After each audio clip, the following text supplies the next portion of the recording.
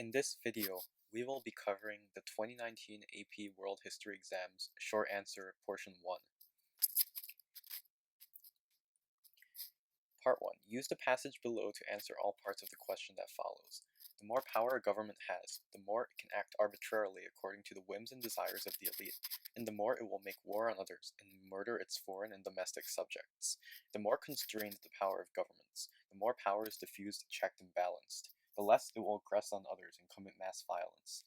At the extremes of power, totalitarian governments slaughter their people by the tens of millions. In contrast, many democracies can barely bring themselves to execute even serial murders. So part 1 asks, identify one historical example of mass violence that was committed by a totalitarian state in the 20th century that would support Rummel's argument in the passage. So there were obviously a lot of atrocities committed by totalitarian states. I'm just going to go over a few that are very important, but obviously only asks for one, so you only need to put one on the test. So there was the Ukrainian famine under Joseph Stalin, which was from 1929 to 1932, and estimates vary, but probably around 4 million people died. Then the Holocaust under Hitler and Nazi Germany.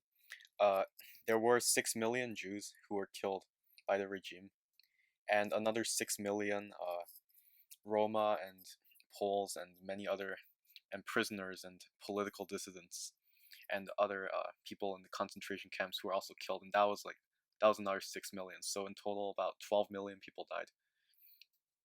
Then the Guatemalan genocide in 1962 to 1996 was perpetrated by a dictator, a dictatorship that was propped in place by the U.S. government in a CIA-backed coup, and estimates vary wildly. We don't know how many people died, but the casualties were in the tens of thousands. Like, people would just go missing, in addition to the people who were actually killed outright in broad daylight. And then there was the Cambodian genocide perpetrated by the communist Khmer Rouge and Pol Pot, and about 2 million people died. So part B says, explain one historical example of a democratic state committing mass violence that would challenge Rummel's arguments regarding democracies and mass violence. So once again, I'm going to list a few examples, but you only need to use one. So there was the Namibian genocide in 1904 to 1908, and it was perpetrated by the German Empire in their colony of German Southwest Africa, now known as Namibia, and it was estimated that around up to 100,000 or more indigenous people of Namibia were killed. And it's important to note that at this time, the German Empire was a constitutional monarchy with free elections and a parliament. Similarly, another constitutional monarchy that committed mass violence was the Ottoman Empire in the Armenian genocide, which started in 1914 and went until 1923. And even though the Ottoman Empire was technically a democracy at this time with political parties and elections, starting in the early 20th century, it still killed more than 1.5 million Armenians. So part C says, explain one development in the late 20th century that likely shaped Rummel's view of the relationship between democracy and mass violence.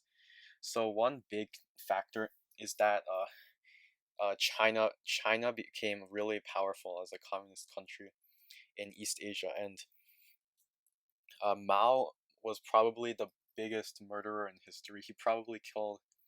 He killed more people than Stalin and Hitler, and so this probably led to a huge association between communism and mass violence. Like, if not during the time of Stalin, like, Mao is what really solidified that association. And then in 1989 to 1991, when the communist bloc largely fell apart, there was a lot of violence going on associated with the breakup of Soviet Union and the Iron Curtain, and he likely saw an increased contrast between democratic governments of the West and the Eastern Bloc, Warsaw Pact communist countries. Okay, going on to part 2. The engraving shows a historical encounter in 1765 in which the Mughal Emperor Shah Alam II granted the British East India Company represented by Robert Clive, the right to collect tax revenue from the Mughal provinces of Bengal, Orissa, and Bihar. Identify one way in which the event depicted in the image reflects political changes in the global balance of power in the 18th century. So obviously the big one is that there was a huge rise in colonialism in Asia. There was already colonialism with like the Philippines, Spain and the Philippines, and the Dutch in Indonesia, but this was the first time it was done on like this was like the beginning of like colonialism on a really big scale in Asia. And happening concurrently with that, the big Asian empires like the Mughal Empire, and the dynasty of China were also declining, and they were slowly being taken over by European companies and political entities with the interest of trading and controlling these nations, these dying Asian empires. And the caption of the image clearly says that it was Britain. It's Britain that is receiving this Mughal emperor. And for context, this engraving said it was from 1765, and this was just after the British had won the 7 Years' War against France. And a lot of people know the 7 Years' War for like Frederick the Great or the French and Indian War, but another big theater was the British and the French fighting in India. And the British ended up winning in India and expelling the French from most of the subcontinent, save for a few small trading outposts. And here they are exerting their authority over the local ruler of the Mughals. Part B says, explain one way in which the event depicted in the image reflects economic changes in Asia in the 18th century. So, one of them is that European companies were starting to dominate Asian trade and commerce. For example, the British here, they were trying to gain control of trade in the eastern part of the Indian subcontinent. And they did a similar thing in China, where they would set up trading ports, where they would funnel in opium into the country. Another thing is that European nations were using their economic and political power to undermine Asian empires. For example, here in the caption of this picture, it said that the Mughal emperor was giving authority to the British. And so gradually the British started taking control of local rulers. The Mughal Empire was already declining, even like even before the British started getting really involved. So there were a lot of like local rulers exerting power, and Britain was using these local like princes and lords in India and turning them into allies and proxies and vassals of the East India Company. And gradually this allowed them to take over the Indian subcontinent as the Mughal Empire started to dissolve. And finally, European economies were gaining access to new markets in colonial Asia. They had, with a big population of colonial subjects, this gave them like a whole new market of people to trade with, and it opened up like a lot of avenues for commerce in their colonial empires. Part C. Explain one significant way in which Great Britain's relationship with South Asia changed in the 19th century compared with the relationship depicted in the image. So before, when it was just the British East India Company, they mainly exerted influence by gradually taking over the lands, controlling trade, and finding trustworthy local allies, and fighting proxy wars against the French and their local allies in the subcontinent. And so generally, even though there were wars like the Carnatic Wars and the 7 Years' War, the Mughals and the British had more or less, their relation was not that turbulent. However, it would become much more unstable once Britain started taking more control over the subcontinent in the 19th century.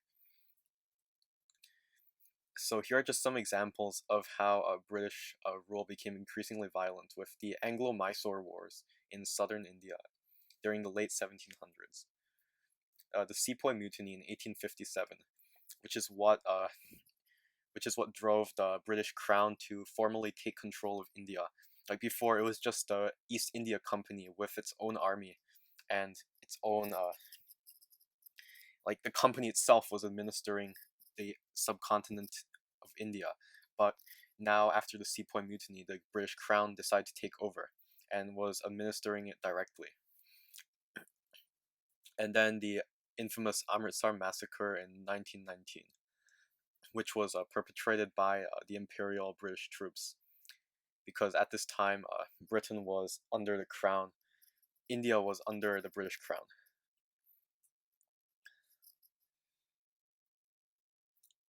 So here's just another illustration that shows how Britain started taking control over India. So these yellow areas are basically regions where they ruled directly over like the local population. The pink regions are local rulers and princes, the princely states that were basically proxies of Britain that were allowed to rule like semi-autonomously, but they were still part of the British Empire.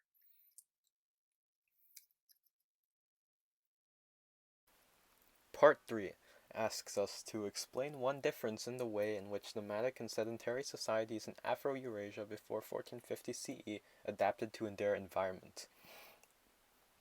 So, basically, it just wants us to list the ways in which nomads adapted and which sedentary societies adapted. And the primary difference was that nomads were mobile.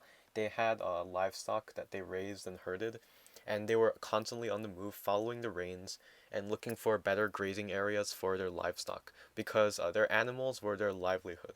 That's how they made money, by trading them with sedentary societies, which used farms to sustain themselves.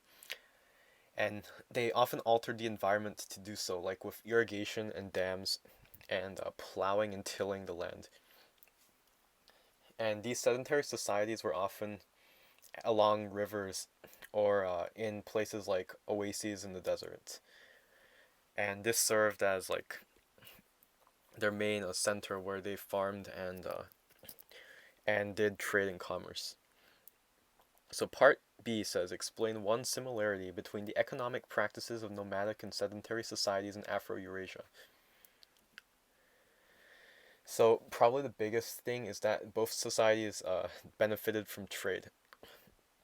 The nomads received goods from these cities, while the nomads also sold animals and animal products to the cities.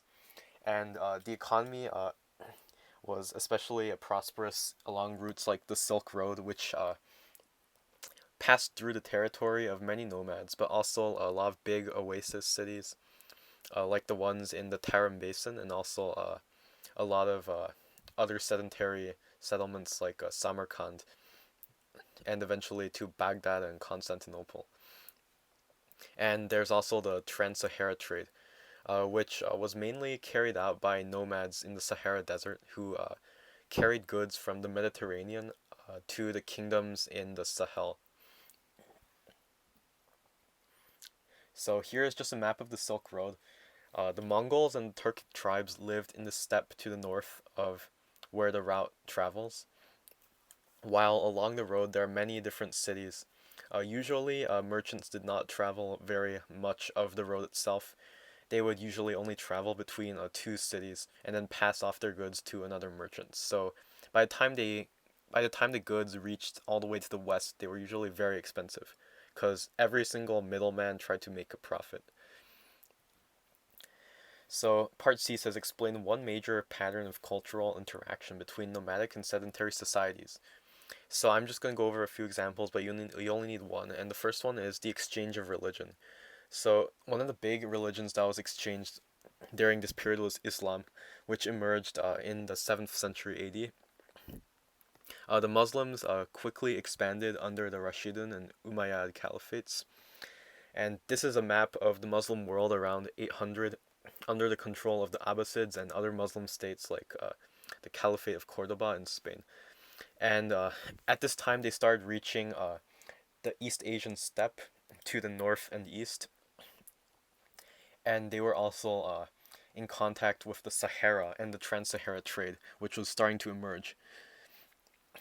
And as a result, Islam was spread to these new areas that they were coming to contact with. It spread into the Sahel, and Islam was the religion of later kingdoms of the Sahel, such as Mali, and it also spread to the Turkic tribes in the 1100s or 1200s ish, and this resulted in the Turks being like more mobile. This allowed Islam to spread even more.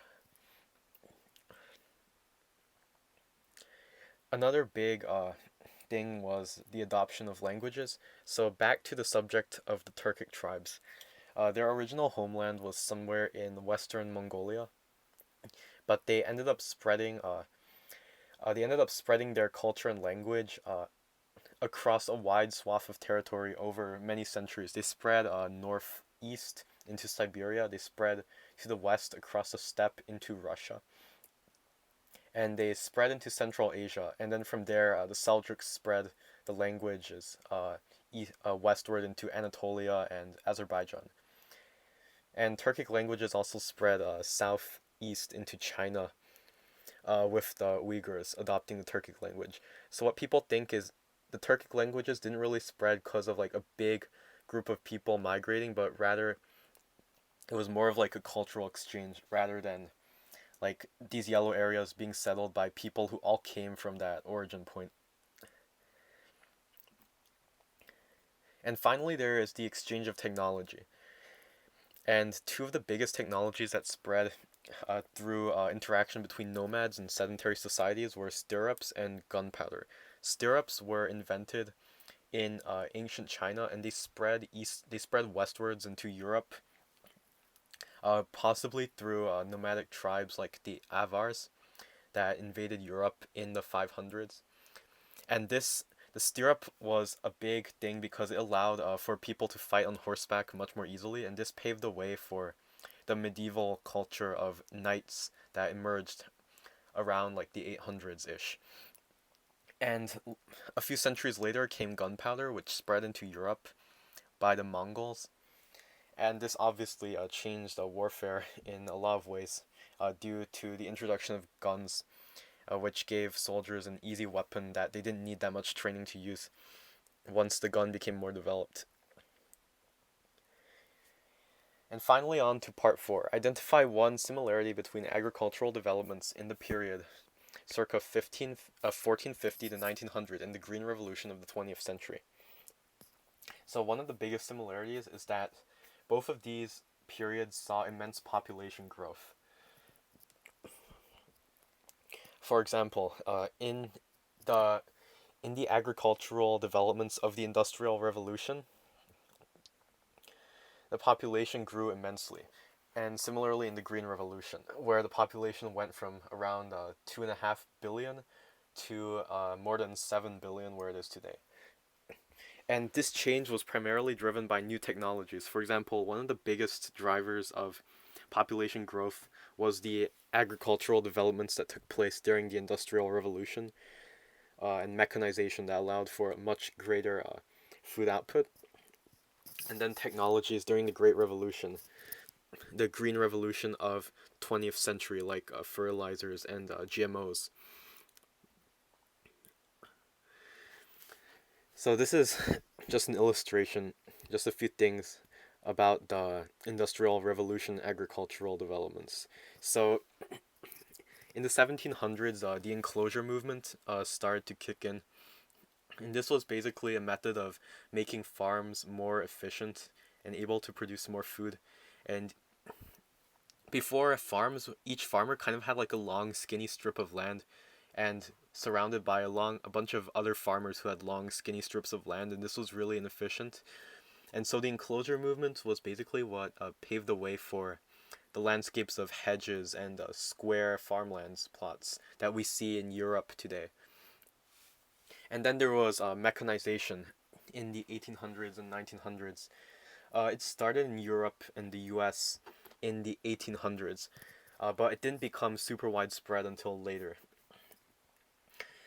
The developments caused by the Industrial Revolution caused immense population growth. For example, in 1700 there were around 700 million people, but by 1930 that number had almost tripled. We saw something similar with the Green Revolution from the 1950s to around the 1970s, where the population started around 2.5 million and it doubled, and it just kept increasing and increasing because the population was most of this growth was in developing countries because they had relatively primitive technology before, and now they had a much better way of producing food. So part B asks us to explain one difference between agricultural developments in these two periods. And the most obvious one is probably that the agricultural advances in the early modern era mainly affected Europe, and they took place on a smaller scale, compared to the Green Revolution, which was focused in improving agriculture in developing regions like Africa and Asia. And finally, part C says, explain one political or social response.